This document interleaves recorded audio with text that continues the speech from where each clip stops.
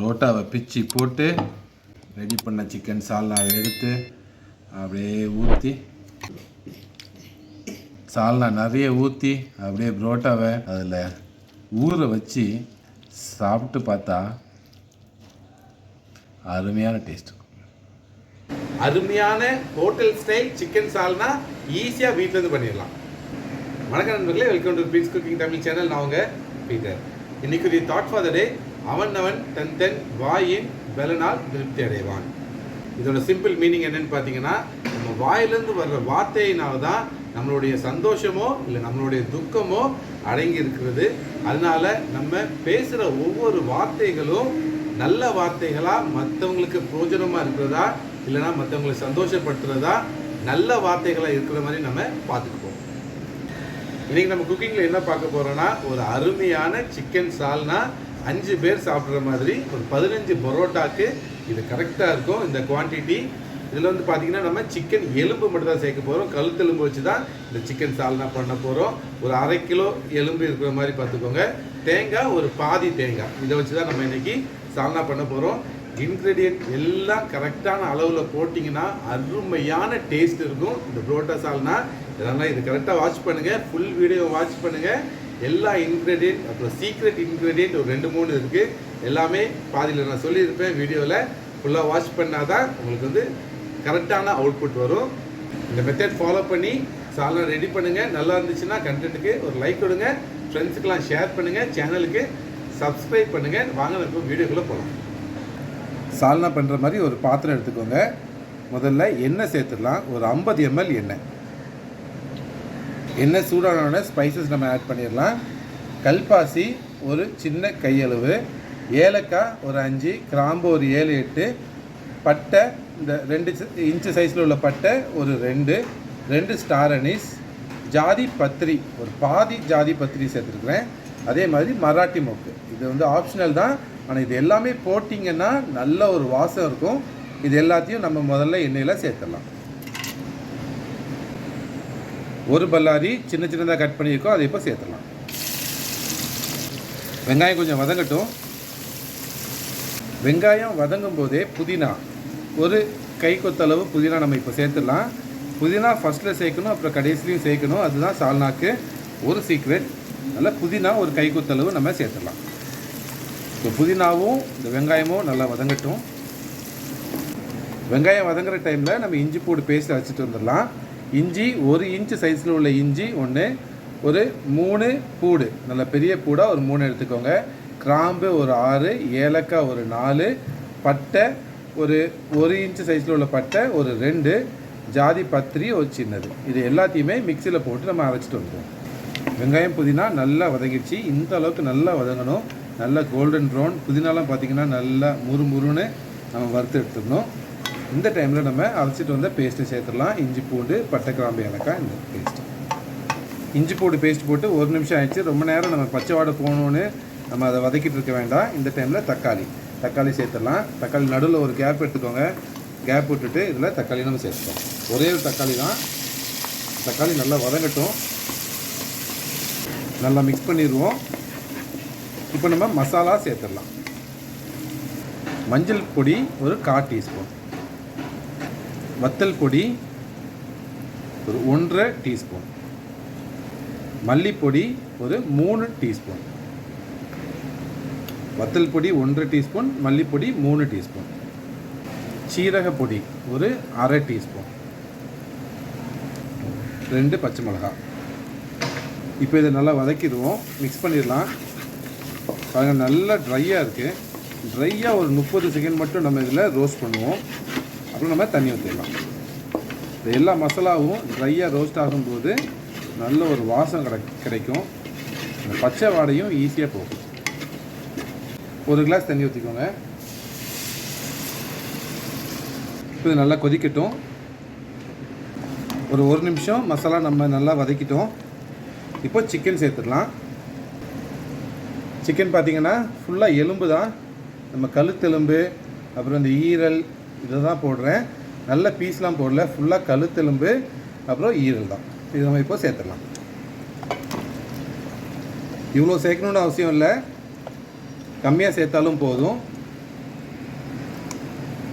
Chicken சேர்த்துட்டு இதுக்கு தேவையான உப்பு நம்ம சேர்த்துலாம். ஒரு டீஸ்பூன் கல் உப்பு நான் சேர்க்குறேன். அதுக்கப்புறம் நம்ம பார்த்துட்டு போட்டுக்கலாம். நல்லா மிக்ஸ் பண்ணுவோம்.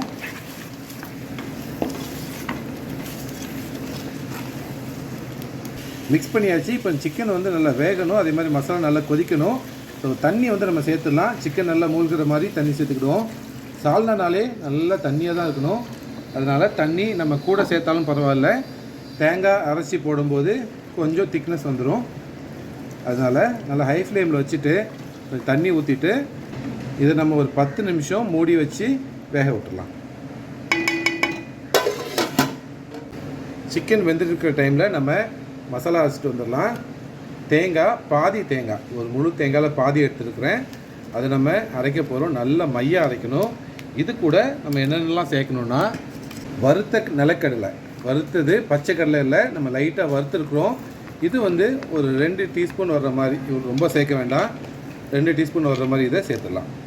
அதே மாதிரி பொரிக்கடலையும் ஒரு 3 டீஸ்பூன் வர்ற மாதிரி பொரிக்கடலை சேர்த்துக்கலாம்.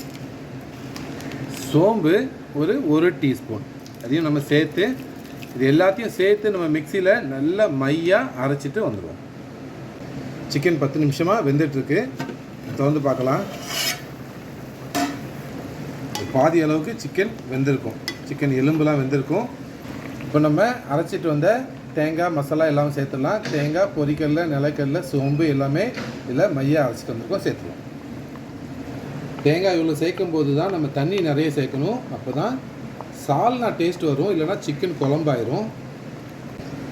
தண்ணி இன்னும் நிறைய சேர்க்கணும். அதனால் மிக்சியை நல்லா கழுவிட்டு அதில் நம்ம தண்ணியை ஃபுல்லாக சேர்த்துடலாம். தண்ணி நம்ம கன்சிஸ்டன்சிக்கு ஏற்ற மாதிரி தண்ணி சேர்த்துக்கணும். எல்லாம் கழுவி ஊற்றியாச்சு. இன்னும் தண்ணி நம்ம சேர்த்துடலாம். இந்த கன்சிஸ்டன்சி போதுமானு பாருங்கள். சால்னாக்கு வந்து இப்படி இருந்தால் தான் நம்ம கடைசி முடிக்கும் போது இன்னும் லைட்டாக திக்காகும். ஆனால் சால்னா வந்து நல்லா தண்ணியாக இருந்தால் தான் புரோட்டாக்கு சூப்பராக இருக்கும். இன்னும் கொஞ்சம் கூட ஊற்றலாம். இந்த தண்ணியோட அளவு நம்ம எவ்வளோ தேங்காய் ஊற்றுறோங்கிறதுக்கு ஏற்ற மாதிரி மாறும். அதனால் இவ்வளோ குவான்டிட்டிக்கு இவ்வளோ தண்ணியும் தான் இல்லை. தேங்காய் நம்ம அரை தேங்காய் போட்டிருக்கோம், அதுக்கேற்ற மாதிரி நம்ம தண்ணி சேர்த்துக்கணும். இந்த கன்சிஸ்டன்சி கரெக்டாக இருக்கும். உப்பு பார்த்துக்கலாம். நம்ம வந்து கொஞ்சம் தான் உப்பு சேர்த்துருந்தோம். உப்பு நம்ம சேர்க்கணும். 1 டீஸ்பூன் தான் சேர்த்துருந்தோம். இன்னும் 1 டீஸ்பூன் நம்ம சேர்க்கணும். 1 டீஸ்பூன் கல் உப்பு. சால்னாக்கு தேவையானது எல்லாமே நம்ம சேர்த்துட்டோம். சால்னாவோட இன்னும் சீக்ரெட் என்னென்னா, நல்லா கொதிக்கணும். ஒரு 10 நிமிஷமாவது இதுக்கப்புறம் நல்லா கொதிக்கணும். ஹை ஃப்ளேம்லேயே நம்ம கொதிக்க விடணும்.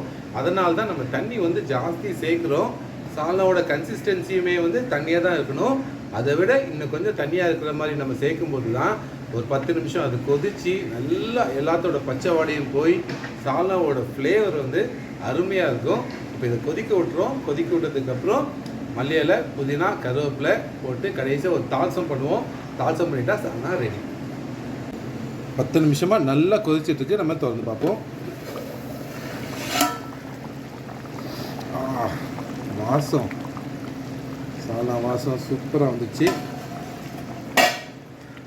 சால்னாவோட கன்சிஸ்டன்சியும் கரெக்டாக இருக்குது. நல்ல ஒரு கை கொத்தளவு கருவேப்பிலை, புதினா இலையும் ஒரு கை கொத்தளவு சேர்த்துக்கலாம். மல்லி இலை சின்னதாக கட் பண்ணி வச்சுட்டு மல்லி இலையும் ஒரு 2 கை கொத்தளவு மல்லி இலை.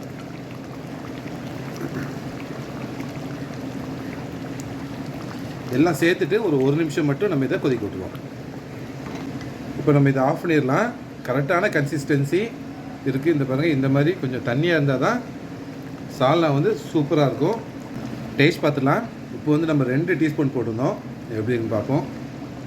வாசம் சூப்பர். உப்பு கரெக்டாக இருக்குது. உரைப்பு எல்லாமே கரெக்டாக இருக்குது.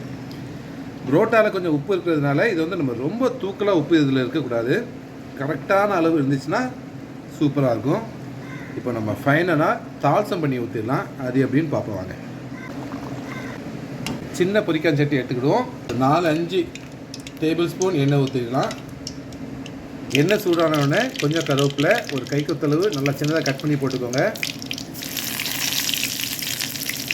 இது நல்லா பொரிஞ்ச உடனே அடுப்பை ஆஃப் பண்ணிடுவோம். அடுப்பை ஆஃப் பண்ணிவிட்டு காஷ்மீரி சில்லி பவுடர் அதில் 1 டீஸ்பூன் காஷ்மீரி சில்லி பவுடர் நம்ம இதில் சேர்த்துடலாம். அடுப்பை ஆஃப் பண்ணிட்டு சேர்த்துக்கோங்க. நல்ல ஒரு கலர் கிடைக்கும். இதை வந்து இப்போ நம்ம அப்படியே சால்னால சேர்த்துடலாம்.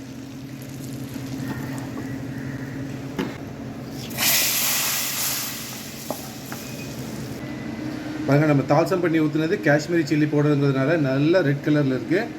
இப்போ இதை அப்படியே மிக்ஸ் பண்ணிடலாம்.